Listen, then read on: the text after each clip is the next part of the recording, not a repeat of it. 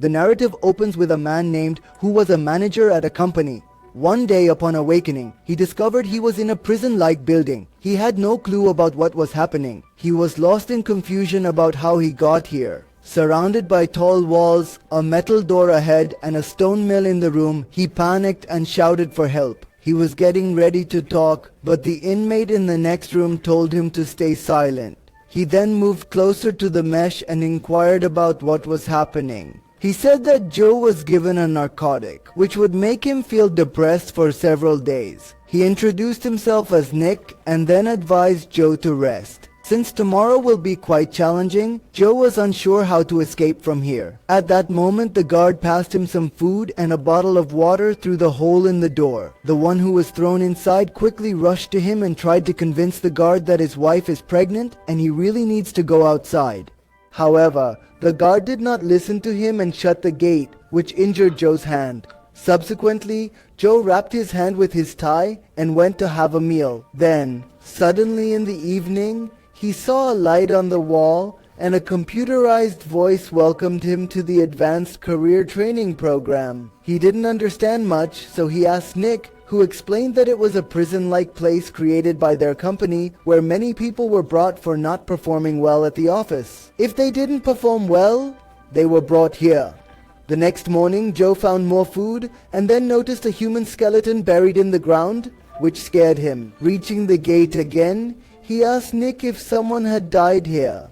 Nick replied that many had died while working here, which confused Joe. He questioned how the company could treat them this way. Nick said they all signed a contract before joining the company.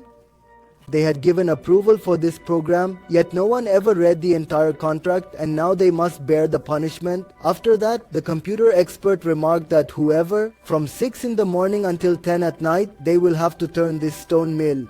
After each turn, they will earn a point and they must complete 50 points in a day. Otherwise, they will be punished. The prisoner with the fewest turns will have to pay with their life, even if they completed 50 turns that day. He pleaded to go home again, but Nick from the other room said it wouldn't make a difference. There was no other choice, so he got to work. Turning that heavy mill was not easy, but he gave it his all and managed to complete 100 turns by the end of the day. Then he fell asleep but suddenly woke up when he heard a prisoner screaming because they were being sentenced to death. The next morning while eating, he was talking to Nick. Nick discovered that Joe had done the rounds yesterday. He told Joe to ease up on work or the company would load him with more. Joe believed hard work would set him free to meet his pregnant wife. Later, he recalled that day while working. The next day, Kate asked Joe to take a day off from work to go to the doctor after he had gifted her a new house, which made her very happy. Joe hesitated, which made Kate sad because he valued work over family. Suddenly, the alarm rang, and Joe looked. He saw that he had finished the rounds today. Then, the guard called him to the door and told him to undress. Joe feared he would be killed. The guard ignored him, and the door opened.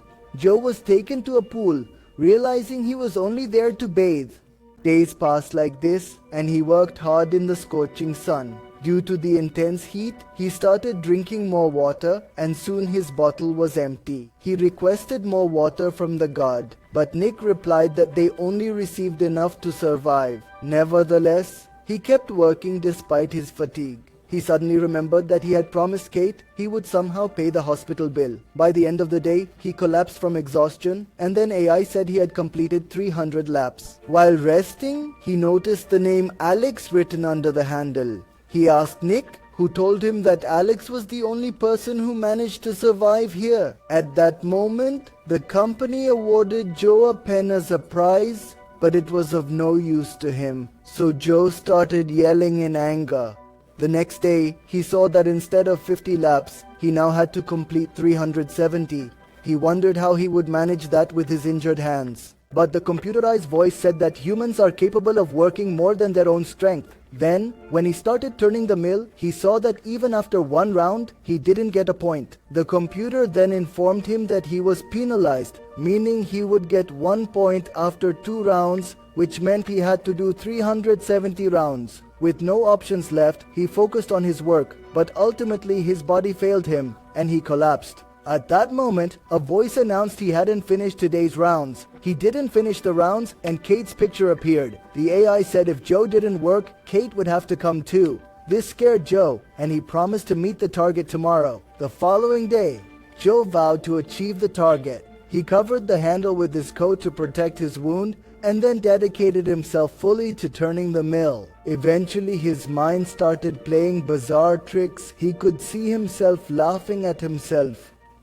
But he who did not pay attention to this finally completed his target just moments before 10 o'clock. Poor guy, who was exhausted and fell asleep. He presented a video of his wife and son as a gift, which brought tears to his eyes since he was so far from them. Later, he asked Nick how Alex ended up here. Initially, Nick was hesitant, but upon learning about Joe's soon-to-be child, he chose to assist him. He instructed Joe to look behind the pole where the camera couldn't reach. Joe went to see a circle there, which was a hollow area, and soon he began scraping it with his pen.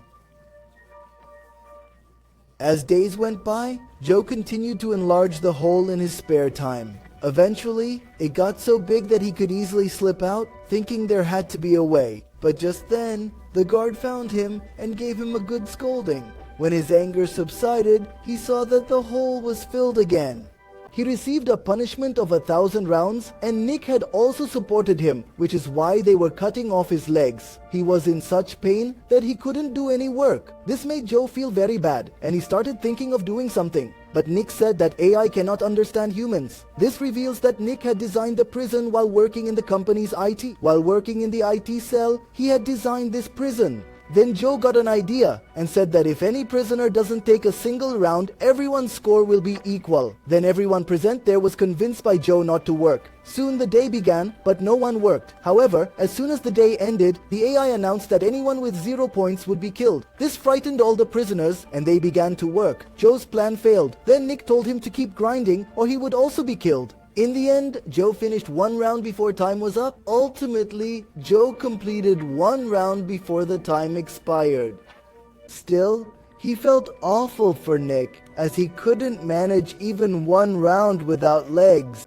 He had attempted to flee through the hole, but the guards seized him and placed him in another room. He deliberately hid this from Joe because he thought maybe this time someone would succeed in escaping through the hole. In the end, they both said goodbye to each other, and when Joe lay down to sleep, he heard Alex's painful screams because he was being killed. The following day, AI presented him with another video featuring Kate, and her son had begun to walk. This realization hit Joe hard about how long he had been captive. He got mad and cursed the company, but the computer said that wouldn't be tolerated, and he was sentenced to hang. They began to prepare a deadly injection. The guard started to insult his wife and son, which infuriated him, leading him to beat the guard mercilessly. When he started, the AI mentioned that the guard was unable to perform his task, so if he hurt the guard, he would be sent to the next phase. He stopped upon hearing this. He yelled that he was not a beast. The company wanted him to turn into a monster, but he wouldn't let that happen. Suddenly, he snapped back to reality and spoke. He realized he was in his office. This was all part of a modern virtual program connecting everyone to machines. Then his avatar, resembling the guard, he told him that he might feel like many months had passed, but in reality, only an hour had gone by, meaning his son had not yet been born, and everything is still the same. Through this experiment, Achar calculated that he hadn't received a promotion yet because he hadn't been properly challenged. When he was put in a difficult situation, he completed the assigned task, and finally, the company decided to promote him. Achar then took him to show his new cabin and gave him new targets to improve his work. He also asked him to sign an agreement. After Achar left, he called Kate, and upon hearing her voice, he got emotional and said he loved Kate and their future child very much. He loves them.